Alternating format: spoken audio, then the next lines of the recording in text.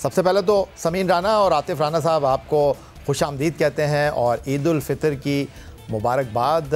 वो मिसरा है ना कि ईद का दिन है, आपको कुछ देना होगा, रस्म दुनिया भी है, मौका भी है, दस्तूर भी है। तो आज आप हमारे इस प्रोग्राम में मद्दाहों को, लाहौर कलंदर के चाहने वालों को, शायकीन को ईदी वगैरह देने का कोई वादा लेकर आए हैं या फिर उम्मीद पर दुनिया कायम है कि मुतरादिफ ही बयान दे देंगे? बहुत शुक्रिया याया भाई प्रोग्राम में मदद करने का। और देखिए, हम तो इस ईद तक, बल्कि सबको ईद मुबारक, आपको भी ईद मुबारक, कलंदर्स के सारे चाहने वालों को ईद मुबारक। यहाँ तक पहुँचने के लिए हम बहुत सा सफर तय करके और बहुत से नौजवानों को अपॉर्चुनिटी देके तो यहाँ तक पहुँचे। और जो हमारा विजन था और जिस नजरिए से हमने शुरू किया था कि हमने पाकिस्तान की यूथ को ना सिर्फ एंगेज करना है बल्कि उनको अपॉर्चुनिटी देनी है, ग्रूम करना है, एम्पावर करना है और शोकेस करना है। तो ये तो पहले डेकेड जो है हमारा ये मिशन रहा। अब आने वाले डेकेड में जो हम देने जा रहे हैं वो मैं समझता हूँ कि बहुत बड़ी चीज होगी हमारी यूथ के लिए। और इंशाल्लाह अभी इस प्रोग्राम में आपको एक्सप्लेन करूंगा and you will get to know कि अब की बात इस दफा जो उनकी दी है वो बहुत बड़ी है। ठीक हो गया। लाहौर कलंदर बड़ा सफ़र करती है, लेकिन असल सफ़र जो है वो समीन राना साहब चीफ़ ऑपरेटिंग ऑफिसर की हैसियत से आप करते हैं ड्रेसिंग रूम में खिलाड़ियों के साथ। फिर टूर्नामेंट ख़त्म हो जाता है तो आप कनाडा चले जाते हैं, कभी यूएई में होते हैं।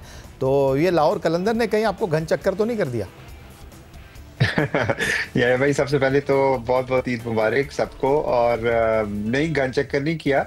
आई थिंक लाहौर कलंदर ने बेसिकली मुझे अपनी उन चीज़ों से रोशनास कराया जिसका मुझे खुद भी नहीं पता नहीं था, और उसका बहुत सारा क्रेडिट जो है वो आतिफ को जाता है। मेरा काम आपको पता है ऐसा है कि मैं पाकिस्तान में उसी वक्त होता हूँ जब काम होता है, अदरवाइज मैं बाहर रहता हूँ, तो उसके लिए चक्कर लगना पड़ता है। लेकिन उसका एक फ़ायदा ये भी होता है कि लाहौर कलंदर बाहर रहने से मुझे जो इंटरनेशनल मार्केट है या इंटरनेशनली जो क्रिकेट में हो रहा है उसके बारे में काफ़ी नेटवर्किंग करने का मौका मिलता है, जिससे हमें बहुत सारी चीज़ें सीखने को भी मिलती हैं।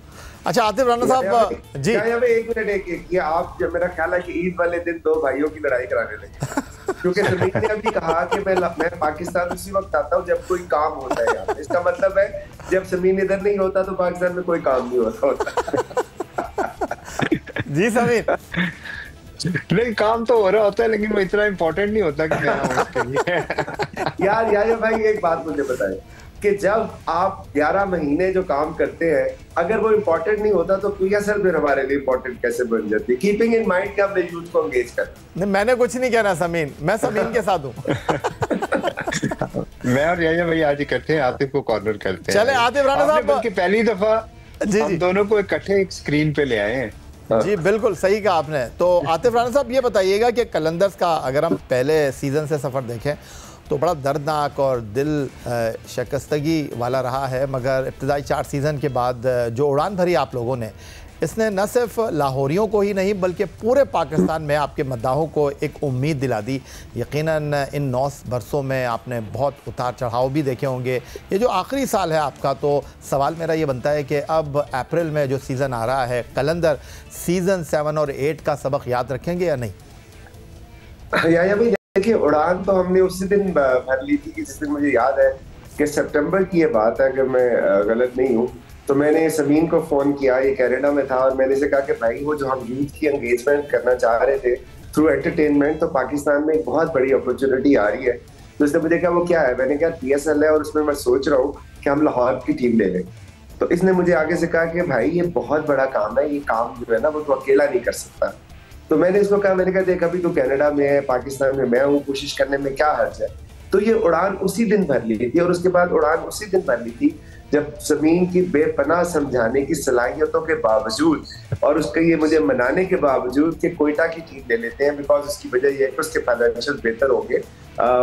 मैंने कहा नहीं, सिर्फ लाहौर लेना है, क्योंकि उसकी वजह सिर्फ एक थी कि हम यूथ को जब एंगेजमेंट की बात करते हैं तो वो एक पीएसएल के टूर्नामेंट से नहीं हो सकती थी, उसके साथ हमें पूरा एक ऑरा बिल्ड करना था। और वो जब किसी को भी जीतने के लिए आपको दिल की जरूरत होती है, तो दिल जो है पाकिस्तान का वो लाहौर है, तो इसलिए लाहौर का दिल जीता, लाहौर की टीम हमने ली। और उसके बाद जो हमने काम किए, और जिस तरह आपने कहा नामुसाइद हालात का सामना करना पड़ा और हम मायूस हुए, हम बिल्कुल मायूस नहीं हुए, ना हमें नामुसाइद हालात का सामना करना पड़ा। हमारे फैंस जरूर डिप्रेस हुए, हमारे फैन जरूर उनके दिल टूटे, लेकिन हम सारा साल 11 महीने हम उनके दिल जोड़ते थे।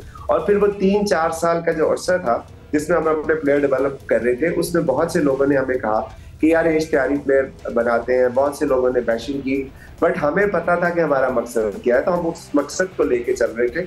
और जब वो मकसद हमारे सामने आया और जब शहीन शाह की सूरत में लंडी कोतल से हमारे प्लेयर डेवलपमेंट प्रोग्राम का जो बच्चा है वो हमारा कैप्टन बना, और चक सवारी से जमान खान हमारी इमर्जिंग कैटेगरी में हमारी टीम का हिस्सा बना, और मैचेस लाहौर में हुए तो ट्रॉफी जो है वो फिर लाहौरियों की हुई। और फिर दूसरी दफा भी जब ऐसा हुआ तो ट्रॉफी लाहौरियों की हुई। तीसरी दफा ऑब्वियसली उन्होंने प्लेऑफ्स जो है वो कराची में ले गए, तो हमारे लिए चैलेंज बन गया। अब ये चौथी दफा हो रहा है कि हमारे जो हमारे प्लेयर डेवलपमेंट का ऑब्वियसली शाहीन शाह अफरीदी अब दुनिया का बड़ा नाम है, वो हमारे कैप्टन है, और जो हमारा जो इमर्जिंग है वो आजिफ है, वो मोमिन कमर है, वो सलमान मिर्जा है, वो नईम है। तो जब ये सारी टीम जब खेलेगी अंदर और लाहौर में मैचेस होंगे तो रिजल्ट आप खुद गेस कर सकते हैं। ठीक हो गया।